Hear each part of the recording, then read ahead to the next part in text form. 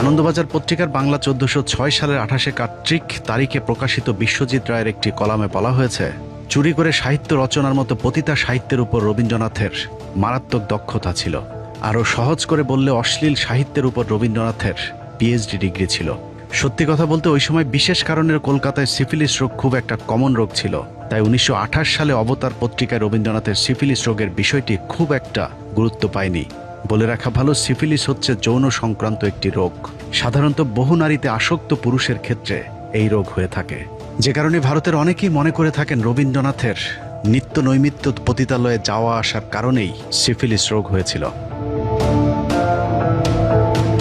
চারিত্রিক স্খলনের পাশাপাশি নৈতিকভাবেও রবীন্দ্রনাথ চরম অসৎ ছিলেন।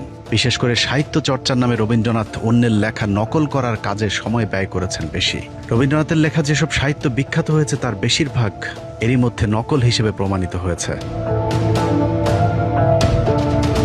১৯১৩ সালে রবীন্দ্রনাথ যে নোবেল পুরস্কার পেয়েছিলেন সেটি আসলে গীতাঞ্জলির জন্য নয়, বরং গীতাঞ্জলির ইংরেজি অনুবাদ সং অফারিংসের জন্য।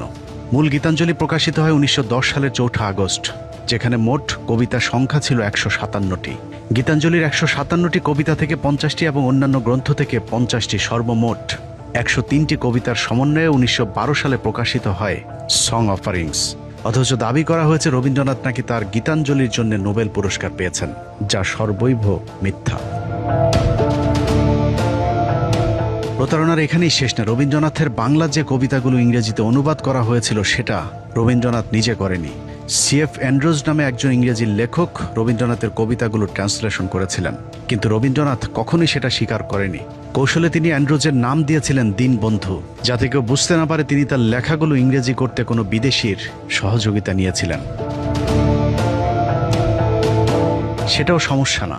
ইংরেজদের পা চেটে যে গীতাঞ্জলির উপর রবীন্দ্রনাথ নোবেল জিতেছেন সেই লেখায় অসংখ্য চুরির প্রমাণ মিলেছে।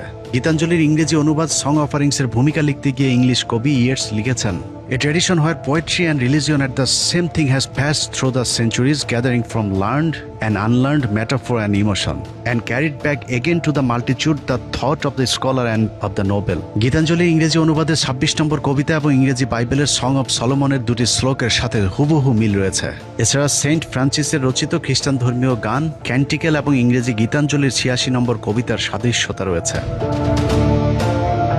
রবীন্দ্রনাথের বিখ্যাত উর্বশী কবিতাটি রবীন্দ্রনাথ চার্লস সুইনবানের লেখা থেকে চুরি করেছেন। বিশেষ করে কবিতার শেষ লাইনগুলো, বৃত্তহীন পুষ্পসম আপনাতে আপনি বিকশী, কবে তুমি ফুটিলে উর্বশী, আদিম বসন্ত প্রাতে উঠেছিল মন্থিত সাগরে, ডান হাতে সুধাপাত্র বিষভণ্ড লয়ে বাম করে, তরঙ্গিত মহাসিন্ধু মন্ত্র শান্ত ভুজঙ্গের মতো